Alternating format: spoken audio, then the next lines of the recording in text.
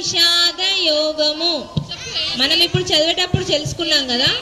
ఇది ఎందుకు చెప్తున్నానంటే మీకు ఎప్పటికీ గుర్తుండిపోవాలి అని చెప్తున్నా. అసలు భగవద్గీత ఎందుకు వచ్చింది, ఏ సందర్భంలో శ్రీకృష్ణ పరమాత్ముడు భగవద్గీతని అందరికీ తెలియచెప్పిండు అంటే మనం ఇప్పుడు అర్జున విషాద యోగము అని చదువుకున్నాం కదా.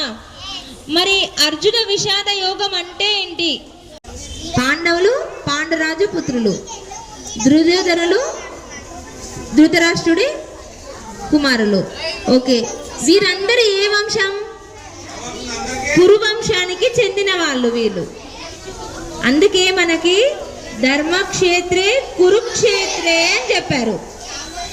ధృతరాష్ట్రుడు ఎవరో మనకు తెలిసింది. ధర్మక్షేత్రం అంటే కురువంశానికి చెందిన ప్లేస్ కాబట్టి అక్కడ కురుక్షేత్రం అని. ధృతరాష్ట్రుడు ఏమని చెప్పిండు? సంజయ ఉవాచ, సంజయునికి చెప్పిండు. ఏమని చెప్పిండు ధృతరాష్ట్రుడు? సంజయ, అక్కడ ధర్మక్షేత్రమైన కురుక్షేత్రంలో నా పుత్రులు మరియు పాండుపుత్రులు ఎలాంటి వ్యూహాన్ని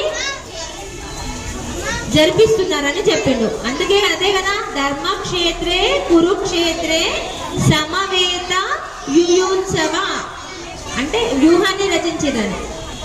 మామక పాండవాశ్చైవ, మామక అంటే తన పుత్రులు ఎవరు? దుర్యోధనులు కౌరవులు. పాండవాశ్చైవ ఎవరి పుత్రులు? పాండవులు.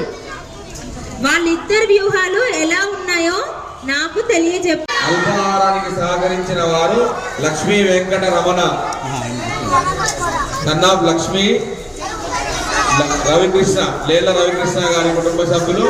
వారికి ఒక్కసారి గట్టిగా జై శ్రీరామ్.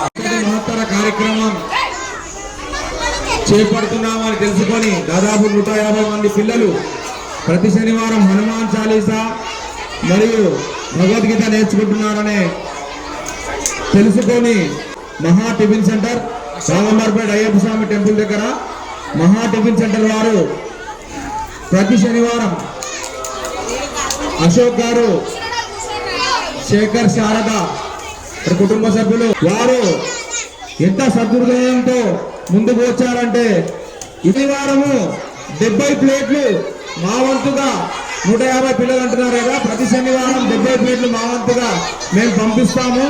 అశోక్ గారికి, వారి కుటుంబ సభ్యులకి, మహా టిఫిన్ సెంటర్ వారి కుటుంబ సభ్యులందరికీ ఆ ఆంజనేయ స్వామి ఆశీస్సులు, ఆ శ్రీరామచంద్రుని అండదండలు ఎల్లవేళలా ఉండి వారు చేపట్టే ప్రతి విజయంలో ఆ స్వామివారి ఆశీస్సులు ఉండి అంగరంగ వైభవంగా వారి వ్యాపారం సమృద్ధిగా ముందుకు సాగాలని కోరుతూ రామచంద్రకి జై శ్రీరామ్.